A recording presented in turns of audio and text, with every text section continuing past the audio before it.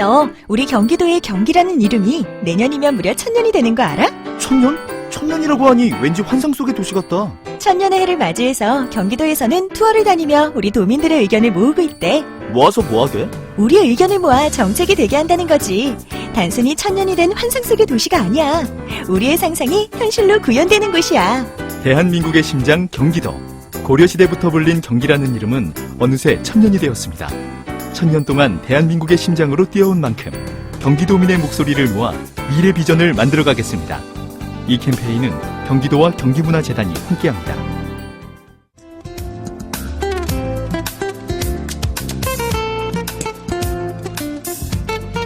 어렵게 살아가는 우리 이웃들 살펴보는 안진걸의 이웃사람 코너인데요. 오늘은 좀 특별한 시간으로 꾸미겠습니다. 이미 작년 7월 달에 이 코너에 출연하셨던 분입니다. 내부 고발자들의 이 사정, 그 어려운 사정을 좀 이야기하기 위해서 나왔던 분이죠.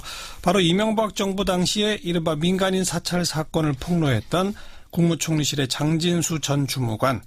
요새 국정원 돈 받았다 뭐 이래가지고 또 화제가 되고 있어서 다시 한번 스튜디오에 모셨습니다. 안진걸 참여연대 사무처장 그리고 장진수 전 주무관 두 분 어서 오십시오. 네, 안녕하십니까. 안녕하십니까. 네, 장진수 전 주무관 오래간만입니다. 네, 오랜만입니다. 잘 지내셨어요? 네. 여전히 백수죠? 네. 그러니까 작년에 저희가 공익제보자들의 어떤 신선한 삶. 그러니까요. 그때는 이제 그 부분을 이제 시민들께 호소드리러 나왔는데 계속 이제 일자리도 알아보시고 어려운 조건인데 또 이제 그때 희망했던 역사적 경랑이 다시 되살아난 거잖아요. 그러니까요. 그 5천만 원이 당시도 특활비 아니었냐. 그때 유용한 거 청와대 아니냐. 특활비가 나왔었는데. 사실 너무나 끔찍해 국정원 돈이라는 게 지금 밝혀지나 보니까 네. 언론과 여론의 조명을 다시 받고 계시고 그래서 본인은 굉장히 이제 부담스러우신 거죠. 그러니까요. 근데 우리 시사자키하고 또 시민들 믿고 어렵게 나오시게 됐습니다. 시민들께서 많이 응원해 주시면 고맙겠습니다. 사실 장진수 전 주무관은 이제 좀 조용히 살고 싶잖아요. 그죠? 예, 아무래도 자고 일어나면 자꾸 제 이름이 나오고 그러니까요. 또 예전 화면이 TV에 나오고 하니까 예. 조금 부담됩니다. 예. 그때 5천만 원 이른바 관봉이라고 하는 형태로 받으셨고 사진도 찍어 놨었잖아요. 예. 관봉이 뭐예요? 그 돈이 이제 100장씩 묶어져 있지 않습니까? 예. 일반적으로 돈이. 예. 그게 다시 10개가 쌓아져서 이것이 단단한 압착 비닐에 포장이 되어 있는 형태고 이것의 전체적인 번호, 이 덩어리의 번호가 다시 매겨져 있는 형태. 예. 예. 그런 거는 정부 기관에서만 쓰는 거예요? 저도 처음 본 형태라서 예.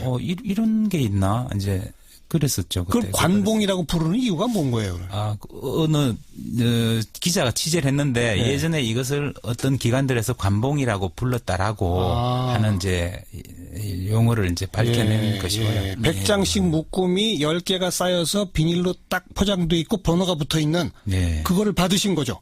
예. 그래서 상당히 저도 굉장히 신기한 그랬던 상황입니다. 그것을 전달한 게 이제 장성명 전 이제 비서관이라고 확인이 됐잖아요. 청와대 공직기강 예. 비서관. 근데 이제 김진모가 준 거로 이제 확인이 됐고. 김진모는 누구죠? 그 지금 구속돼 있는 예. 당시 민정이 비서관입니다. 예. 그러니까 국정원으로부터 받아가지고 장성명을 시켜서 준 거고 장성명 씨는 오늘 구속영장 기각됐는데 다시 지금 검찰에 영장을 청구했다고 지금 확인되고 있고요. 네.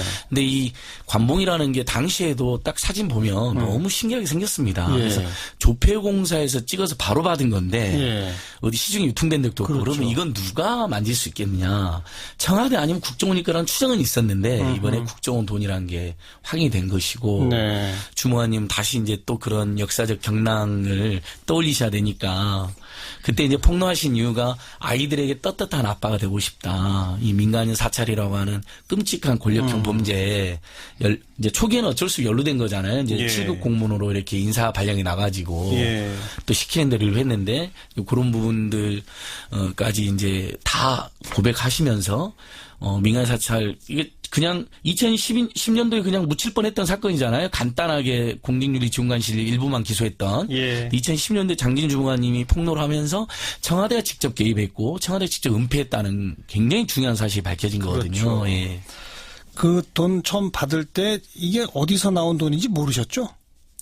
저는 이제 총리실 당시에 유충렬 관리관 국장으로부터 받았고 그렇죠. 그분의 말이 청와대에서 주는 거를 이제 전 주는 거다라고 네. 이렇게만 알고 있어. 근데 의심의 여지는 없고요. 거기서 뭐 그렇게 거짓말을 할 이유는 없었으니까. 제가 뭐 그러니까 자주 만나는 청와대에서 준 돈을 내가 너한테 전달한다는 말을 들으셨잖아요. 예, 예. 그러니까 이건 청와대 돈이구나라고 생각하셨겠네. 예, 그랬고 아마 근데 나중에 집에 가서 그 형태가 그렇게 생긴 거니까 이것은 이제 일단 뭐 개인적으로 어떤 개인이 구할 수 있는 형태는 아니겠구나 그런 생각은 했었고요. 네. 근데 또 한때는 뭐 십시일반 직원들이 돈을 모은 거다. 뭐 자기 장인이 돈을 마련해 줬다. 네, 당시에 해명이 그랬었습니다. 그것을 이제 저한테 전달한 유 국장의 해명이었고요. 예. 거기에 예. 근데 십시일반 그 해명은 거짓말이란 걸 금방 알아채셨겠네. 그 관봉의 형태를 보고서도. 뭐 저뿐만 아니라 그 누구라도 그렇게 이게 믿을 수가 없는 이야기였죠 당시에. 네. 예. 그러다가 최근에 국정원 돈이라고 하는 사실이 언론에 보도되면서 처음 아셨겠네요. 예, 저도 그렇게 이제 알게 됐고, 그러니까 당시에는 제가 받은 지점으로부터 이제 거슬러 올라가는 추적을 하다가 예. 못 밝혔던 상황인데, 예. 지금은 국정원에서 다른 뭐, 특수활동비 사건을 조사하다 보니까, 거기에서 이제 이쪽으로, 연결이 딱 되는 지점이 있었던 모양이고 맞춰보니까, 예. 그거더라 하는 이런 상황으로 지금 예. 돼 있는. 그러니까 최근에 그런 뉴스를 딱 접하시고 처음에 어떤 느낌이 드셨어요? 이렇게까지 됐던 일인지. 어쨌든 저는 그렇게 생각을 못 했었기 때문에 예. 상당히 좀 혼란스러웠습니다. 예. 예. 설마 국정원 돈이라고는 생각도 못 하셨겠네요. 네, 처음부터. 그렇습니다. 네. 네. 그러니까 이 사건 간단히 제가 첨언만 해보면 아마 지금 청취자들께서 들으면 더 분노하실 텐데요. 이런 겁니다. 2008년도 촛불 집회가 있으니까 이게 이런 걸 누가 뒤에서 배후 조정하냐. 노무현 전 대통령 아니냐. 또 공직자들 중에 남아있는 약간 좌파들 아니냐 하면서 막 뒤진 겁니다. 예. 그런데 KB 한마음이라고 KB 국민은행이랑 이름이 비슷하니까 네. 그 유명한 김종익 선생님까지 민간인까지 덮친 겁니다. 예. 그렇게 덮친 게 478건의 그러니까 1000명 안팎의 민간인을 불법 사찰한 겁니다. 청와대에서. 다음에 이걸 누가 기획하고 공모했겠느냐. 청와대가 아니면 이렇게 무서운 짓을 누가 했겠습니까? 이제 이런 의혹이 있었던 거고. 예. 근데 그걸 은폐하고 조작하다가 2010년에 이제 장진주 무관님이 그걸 밝혀낸 거잖아요. 예. 은폐와 조작이 있었다. 청와대 직접 계획했다.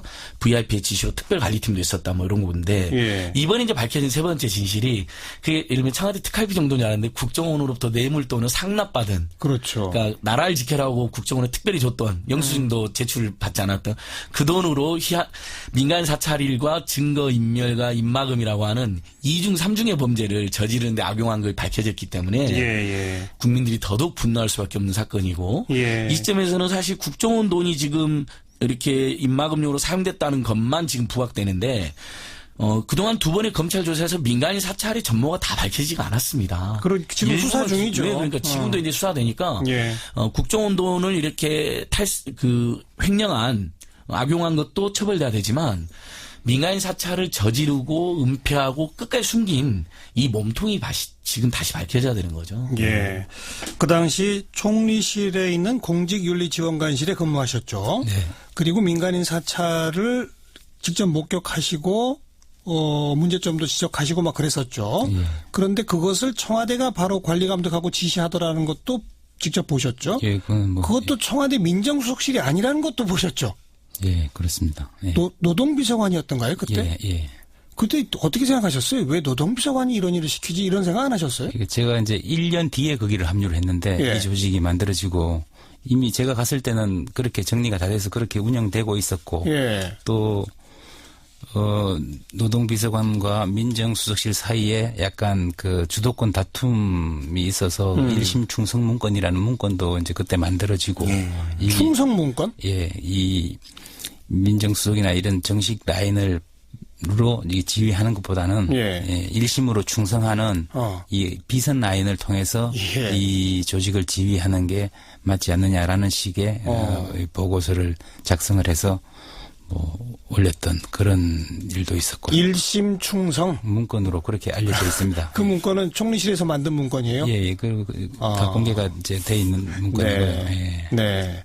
그리고 또 계속 폭로하시고 문제가 불거지고 하니까 정작 그 이영호 전 노동비서관이죠. 예. 자기가 혼자 다 했다라고 그냥 그랬죠. 자기가 몸통이라고. 네, 그랬었죠. 그 당시에 2010년에 한번 수사가 이루어졌고 그때는 네. 총리실 직원들의 일탈이었다라고 결론을 내려서 끝났던 사안이었는데 이제 그것이 아니다. 청와대의 개입이 있었고 개입 정도가 아니고 청와대가 지휘했다라고 네.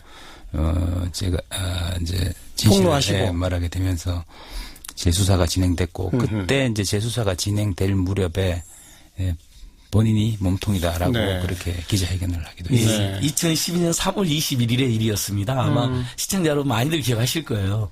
느닷없이 뭐 깃털이 갑자기 자기가 몸통이라고 하면서 프레스센터에서 그것도 호통을 치면서 막 기자들한테 내가 몸통이야 하면서 그리고 막 기자들 물어보니 갑자기 넘어지는 쇼를 하고 그게 당시 TV에 다 생중계됐었거든요. 예. 근데 주무관님은 차분하게 말씀하지만 이 공직윤리지원관실은 민정수석 실하고 라인이거든요. 당연히요. 근데 고용노동 비서관실이 나서가지고 이게 예. 진두질한 거거든요. 청와대. 예. 그러니까 당시는 민정수석 실하고 고용노동 비서관실의 파워 게임. 또 청와대 안에서 이용호가 뭐 큰 소리 쳤다라는 또 그 보도도 있었거든요. 막 통을 치고 다녔다. 힘자랑하면서. 네. 근데 민정수석 실까지 누르고 직접 총리실하는 공적 기구를 이용해서 이렇게 광범 민간 사찰을 했을 거라면 이용호 뒤에 누가 있었을 것이냐. 예. 박영준까지는 기소가 됐습니다. 예. 실세였던. 예. 근데 박영준은 이명박 이상등 난이라는 건 세상에 널리 알려져 있는 사실이잖아요. 그렇죠. 그러니까 이 부분이 수사가 전혀 안 된 겁니다. 그러니까 이 부분이 앞으로도 굉장히 중요한 포인트이고 저는 뭐 다스 BBK 때문에도 우리 한번 이웃 사람에 한번 제가 나왔었는데 네. 다스 BBK보다 훨씬 무서운 사건이었다. 이 사건은 국민을 적으로 돌려가지고 예. 불법으로 사찰하고 그 민간인 사찰 대상 중에는 그 당시 같은 당 의원들도 있었잖아요. 뭐 남경필 남경필 지사, 뭐 정두환 의원, 전 의원 이런 정태근 전 의원도 나오고 그래서 자기 편도 사찰했다고 하는 유명한 그런 그 개그가 남았었죠. 예. 그 지금 뭐 문제가 된 고용노동 비서관도 이른바 영포라인이라고 그래서 이명박 전 대통령 직계 이렇게 지금 분류가 되는 그런 분들 아니겠습니까? 예, 지원관실에 포항 출신 인사들이 꽤 많이 배치가 돼 있었고요. 당시에도. 아, 총리실에도. 예, 그 당시에 한 40명 정도 좀 넘었었는데 포항 출신들이 한 8, 9명 정도 됐던 것 같아요. 이야. 예, 굉장히 많았었고. 4분의 1 가까이가 포항 출신으로. 그때 예, 약간 정말 예, 일심 인사 충성하는 배치가, 분들. 예, 약간 그렇게 좀 제대로 안 됐던 것 같아요. 이용호 전 비서관이 포항 출신이고 그러니까요. 영포라인이라는 게 자기가 그거죠. 이제 믿을 만한 사람들을 심었다. 네, 끌고 네. 왔다. 이제 이런 평가를 받았었죠. 예. 뭐 청와대에서 힘자랑하는 한 비서관이 이렇게 하나보다 정도로 생각하셨습니까? 아니면 야 이건 정말 대통령의 관심 사안인가 보다라고 생각하셨었습니까? 아니 그 당시에 이제 제가 합류했을 때 이영호 비서관이 VIP한테 직보를 한다. 아, 예, 우리 당시에 제 직속 상관이었던 진 과장이라는 제 상관이 이제 그런 식의 저희한테 수시로 얘기를 합니다. 예, 그렇기 예. 때문에 우리는 잘 모셔야 된다. 이제 이런 식으로 하고. 우리가 작업해서 올리면 예, 바로 이 직보를 비서관이 하고, 대통령한테 직보한다. 직보하고 그거를 또 보고를 받으면 또 대통령께서 엄지를 지켜 세우면서 좋아한다. 엄지 지켜 세우며. 예, 바로 이거야. 이렇게 얘기도 하고 예. 잘했다라고 칭찬을 한다는 거죠. 예. 그래서 뭐 기분이 좋아서 그날 내려와서 같이 건하게 술도 한잔 했다. 아하. VIP한테 칭찬 듣고 뭐 이런 얘기도 하고 네. 무용담식으로 네. 그런 얘기를 수시로 이제 들었기 때문에 예. 그리고 저뿐만 아니라 다른 이제 직원들도 아이조직은 이용호 비서관을 통해서 VIP한테 직보를 한다. 예, 그렇게 알고 근무를 했었습니다. 네. 국정원 돈을 이렇게 해서 받고 이런 것까지 이명박 전 대통령이 알고 지시했다고 생각하세요? 그건 어떻게 생각하세요? 허허. 그런 것은 이제 수사를 통해서 밝혀져야 될 부분으로. 네, 본인의 감은 어떠세요? 느낌은? 일단 이런저런 가능성이 다 있기 때문에 어느 한쪽으로 확정할 수는 없는 것 같습니다. 그렇습니다. 네. 여전히 예전에 이제 착한 공무원 기운이 남아 계셔가지고 신중하신데 저희들이 보기에는 민간인 사찰이 기획되고 시행된 과정 아까 478건이나 밝혀졌다고 그랬잖아요. 예. 거기에다가 조직적인 은폐가 있고 국정운동까지 동원해서 입을 막으려고 한 거잖아요. 그럼 뭐 VIP의 개입이 없고 이런 중대한 범죄가 저질러질 리가 없다. 이렇게 보고 있지만 당연히 검찰 수사로 밝혀질 부분이라 저희도 보고 있습니다. 예. 그리고 뭐 돈만 준 것뿐 아니라 딴 데 취업 알선해 주겠다라고도 많이 했었죠, 그때. 예, 뭐 여러 가지 알선이 있었고 최종적으로는 이제 민간 기업에서 직접 연락이 오기도 했었죠. 예. 민간 기업에서. 뭐 여러 업체들이 이제 등장을 합니다. 예. 하는데 이제 연락 온 거는 없었는데 나중에 2012년 초에는 이 민간의 어떤 기업에서 인사 담당자가 전화를 저한테 해서 전화해서 뭐라고 하던가요? 뭐 언제부터 뭐 근무하고 보수는 어떻게 하면서 뭐 언제까지 한 1년 6개월 정도 근무를 하시는 걸로 뭐 들었다 이렇게. 들었다? 뭐 그러니까 예 여기도 지시를 받고 이제 저한테 연락한 거니까. 예. 저는 뭐 거기에 갈 생각이 크게 있진 않았고요. 예. 왜 저한테 그런 얘기를 할 때는 이제 대법원의 뭐 상고나 이런 재판을 포기하고 그냥 그런 얘기였죠. 가라고 그랬는데 저는 포기할 생각이 없다. 끝까지 가보겠다. 이제 이런 입장이었죠. 그래도 저기서 한번 그렇게 뭐 준비를 했으니까 뭐 연락 오면은 받아봐라. 뭐 그런 식으로 해서 이제 제가 전화를 받았던 거고요. 네. 1심, 2심 그리고 계속된 폭로 이제 그만해라 하면서 돈 주고 취업 알선해 주고 직접 기업에 연락까지 해서 전화까지 받으셨다. 예, 폭로가 이루어지기 전의 일이고요. 예, 그 전에 물론 그보다 1년 전에 행안중앙징계위 그러니까 저 공무원 조직 내부에서는 이미 다 폭로를 했던 사안인데 그것이 그대로 묻혀서 1년 후에나 다시 이제 언론을 통해서 폭로를 하게 됐죠. 그 사이에 이루어졌던 그러니까 일들입니다. 그 공무원 조직 내에서 진실을 밝힌 거를 저들은 알았을 거 아닙니까? 네. 그러니까 아이고 가만 놔뒀다가는 밖에 알리겠구나 싶어서 그렇게 한 거 아니겠어요? 네. 그런 취지죠. 예. 그렇게 취업 알선 등등을 다 이렇게 주모한 게 누구라고 보세요? 그 당시에 이제 제가 들었던 이야기가 VIP의 지시로 총리실 직원들 그 당시에 기소된 7명이 있었는데요. 특별관리팀이 있다라는 거였고 그런 쪽을 하는 쪽이 아마 그 당시에 공직기강 비서관이었던 장성명 비서관이 아니었겠느냐라고 그렇게 생각을 했었어요. 제가. VIP 대통령의 지시로 일단 그냥 모두 다 뒤집어 쓰고 기소된 총리실의 7명 직원들 특별관리팀. 네, 특별관리팀이 있는데 그 하나하나 뭐 따로 관리팀이 있는지 전체가 하나를 관리하는지는 저거는 확인할 수는 없었고요. 다만 이제 저한테 접근하는 쪽은 이제 총리실의 유충렬 국장 이런 사람들이었으니까 이게 나의 관리팀을 통해서 오는 사람들이구나 그렇게 알 수가 있는 거죠. 다른 기소된 그 당시에 총리실 동료들 가운데도 비슷하게 뭐 돈을 받거나 취업 알선을 하거나 이런 사례가 있는지는 혹시 알고 계신 게 있나요? 있을 거라고 생각은 하는데 구체적으로 제가 접한 정보는 없습니다. 아직까지. 접한 정보는 없는데 나한테 한 걸 봐서는 있었을 수 있다. 그럼 사실 그게 만약 국정원 자금이라면 액수는 더 커질 수도 있는 거네요. 맞습니다. 이제 저희가 보기에도 이제 그 주무관님 같은 경우는 이제 하급 실무자였잖아요. 근데 그 위에 보면 이인규 국민일 지원관, 진경락 과장, 그 다음에 이런 분들은 이제 7명 기소된 분 중에 보면 아까 1심 충성 문건 이야기 나온 것처럼 아주 적극적으로 기획하고 가담한 사람들도 있거든요. 근데 이 사람들 입장에서도 자기들이 죄를 다 뒤집으시고 지금, 공무원이었는데 공무원직을 잃게 되면 연금도 못 받고 그런 문제가 발생하니까 거기에 대해서는 아마 훨씬 주무관님보다 큰 어떤 거래가 있지 않았을까 이런 합리적인 의심이 가능하고 거기에 그렇다면 주무관님 한 분의 폭로를 막기 위해서 5천만 원이나 되는 국정원 돈을 갖다 썼는데 그럼 나머지 분들한테는 더 많은 국정원 뇌물이나 상납을 받은 게 동원됐을 가능성도 충분히 유추가 가능하고요. 그다음에 방금 이제 오후에도 뉴스가 하나 나왔는데 이제 취업 알선으로 이렇게 또 입막음을 하려고 했잖아요. 근데 그 구체적인 회사가 뭐 이제 현대자동차나 뭐 가스안전공사 뭐 경동 나비엔 등인가 봅니다.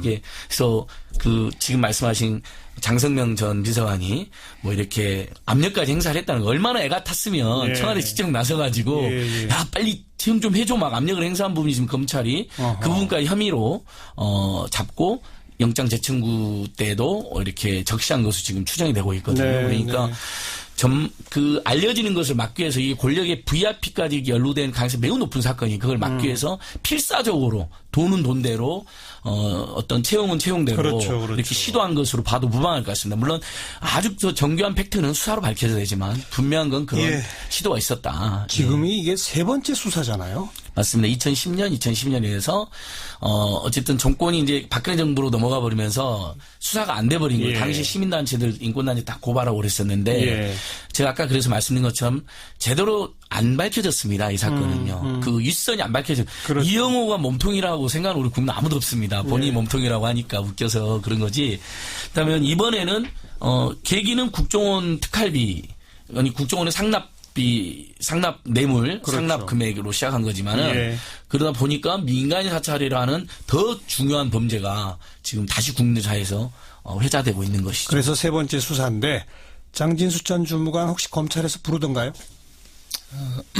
아니요. 연락은 못 받았을 거예요. 근데 제가 2012년 수사할 때 상세히 진술을 다 했었고 지금 뭐 새로 더 이상 더 자세하게 드릴 내용도 없고 그렇기 때문에 지금 뭐 다시 부른다고 해도 그때랑 동일합니다 정도고 오히려 지금이 기억이 더 희미해서 그렇겠네요. 그래서 그때 진술이 가장 정확하지 않을까. 2012년 검찰 진술한 자료는 다 있겠죠? 예, 그대로 있죠. 이번만큼은 제대로 수사가 될까요? 예, 뭐 의지를 갖고 한다면 분명히 좀 진척이 되지 않을까 그런 기대를 하고 있습니다. 네. 그래서 뭔가 전모가 좀 밝혀진다면 이거는 지금까지 이명박 전 대통령 관련해서 여러 건 지금 수사가 진행되잖아요. 뭐 다스도 있고 이 국정원 부분도 있고 하는데 또 하나의 별건 아니겠습니까? 예, 별건인데 이제 저는 뭐 다스 비리 전문가이긴 하지만 그러니까 그 중요성이 다스나 BBK 비리보다 더하면 더하지 덜하지 않다. 그런 생각입니다. 다스 이제 어쨌든 일개 기업에서 온갖 비리를 저지른 사람이 서울시장이 되고 대통령이 되는 그 황당한 과정. 그다음에 BBK 투자금 회수는 대통령이 되어가지고 그 개미 투자자들 5, 6천 명이 피해본 분들이 겨우겨우 회수하려고 하는 돈을 중간에 먼저 권력을 남용해서 빼돌리는 그 과정이 이제 문제였다면 이건 아까 말씀드린 것처럼 국기문란 범죄입니다. 청와대에서 조직적으로 478명권이라는 민간인을 불법 사찰하고 불이익을 준 거, 실제로 사찰만 한 게 아니라 불이익을 줬습니다. 아무쪼록 검찰 제대로 좀 해주길 바라고 이 방송 들으시면서 많은 분들 문자 주시는데요. 박창환님, 장주무관님 고맙습니다. 아주 간명하게 이런 걸 보내주셨고 정민호님께서는 공익제보자이신데 다시 복직할 수 없습니까? 뭘 잘못해서 실업자가 되셔야 하나요? 이러셨는데 복직할 수 없나요? 그러니까 증거인멸의 일부 이제 가담했다는 거잖아요. 위에서 시켜가지고. 당시 분위기로는 하급 공무원들은 시키면 시킬 수밖에 없는 거였거든요. 뭐, 예를 들면, 어디 뭐 하드디스크를 얻다가, 디가 중 해라. 막 다짜고짜. 권력 있는 실세들이. 그러니까 이런 부분들은 예를 들면 그런 특별한 그러니까 현행 법상으로는 복직은 불가능합니까? 그러니까 지금으로서는 그런데 이제 저희는 그런 특별한 강압적인 상황이 다시 좀 확인이 돼서 재심 청구라도 해야 되는 거 아닌가. 이제 지인들은 제가 장진수 주무관님과 함께하는 사람들 모임, 장암사라는 모임도 만들어서 저희들이 증언하고 있거든요. 아무쪼록 검찰 수사를 통해서 명백한 진상이 좀 밝혀지고 그걸 근거로 재심 청구가 가능하고 그래서 복직까지 이루어지기를 함께 좀 기대해 보겠습니다. 그리고 이렇게 양심적인 공무원들이 다시 공무원이 되시면서 우리 사회 더 투명해지지 않겠습니까? 공익제보 하시는 분들이 다시 공무원이 되는 세상. 나와주셔서 고맙습니다. 네, 감사합니다. 고맙습니다.